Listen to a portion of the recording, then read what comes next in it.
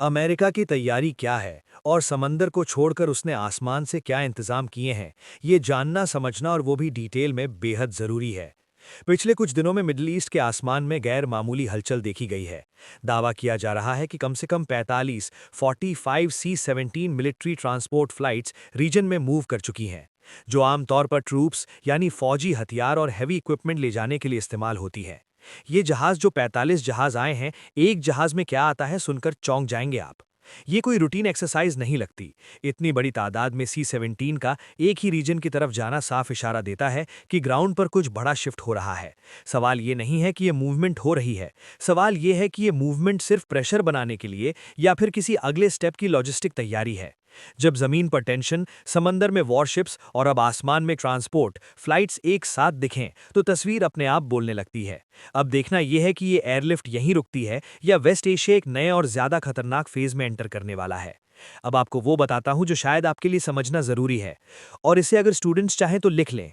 कई लोगों का सवाल है कि C-17 जहाज की इतनी चर्चा क्यों हो रही है, आखिर ये है क्या भला? तो जान लीजिए कि ये हैवी साइज जहाज कितना अहम है। Boeing C-17 globe master third America का एक बेहद ताकतवर भारी ट्रांसपोर्ट जहाज है, जिससे सामान इधर से उधर लाया जाता है। इसे जंग और इमरजेंसी दोनों हालात के लिए बनाया गया है। ये जहाज करीब 77,519 किलो से ज्यादा वजन का सामान अपने साथ ले जा सकता है। अपने वजन के अलावा 77,000 किलो वजन अपने साथ ले जा सकता है और सीधे फॉरवर्ड बेस तक भारी से भारी सामान, फौज और मशीनरी पहुंचाने की काबिलियत रखता है। यही वजह है कि इस जहाज को दुनिया के सबसे अहम मिलिट्री ट्रांसपोर्ट प्लेन में गिना जाता है।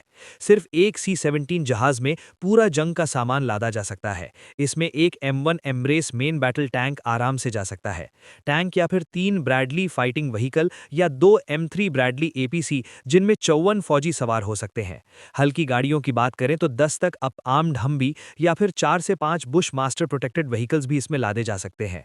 हेलीकॉप्टर ले जाने में भी C-17 जहाज किसी से कम नहीं है। इसके अंदर हेलीकॉप्टर चला जाता है। इसमें 2 AH-64 अपाचे अटैक हेलीकॉप्टर या 3 UA-60 ब्लैक हॉक हेलीकॉप्टर या फिर एक भारी CH-47F चिनूक हेलीकॉप्टर भी ट्रांसपोर्ट किया जा सकता है।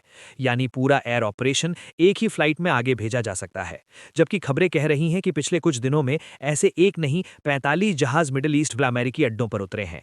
ईरान की सर्वोच्च राष्ट्रीय सुरक्षा परिषद के करीबी समाचार प्रतिष्ठान नूर न्यूज ने अपने टेलीग्राम चैनल पर कहा कि कमांडर जनरल मोहम्मद पाकपुर ने अमेरिका और इजरायल को चेतावनी दी कि वे किसी भी प्रकार की गलतफहमी न पालें। नूर न्यूज ने पाकपुर के हवाले से कहा कि इस्लामिक रेवोल्यूशनरी गार्ड्स और ईरान कमांडर इन चीफ के आदेशों और निर्देशों को पूरा करने के लिए पहले से कहीं ज्यादा तैयार हैं। उनकी उंगलियां ट्रिगर पर हैं। ईरान के शीर्ष अभियोक्ता ने शुक्रवार को अमेरिका के राष्ट्रपति डोनाल्ड ट्रंप के इस दावे को पूरी तरह गलत बताकर खारिज कर दिया कि देश भर में प्रदर्शनों के दौरान हिरासत में लिए गए 800 लोगों की फांसी उनके दखल देने की वजह से रुकी है। इस बीच अधिकार कार्यकर्ताओं ने कहा कि देश भर में प्रदर्शनकारियों के खिलाफ की गई हिंसक कार्रवाई में मरने वालों की संख्या बढ़कर कम से कम 5,002 हो गई है। ऐसी ही और खबरों के लिए चैनल को सब्सक्राइब करें।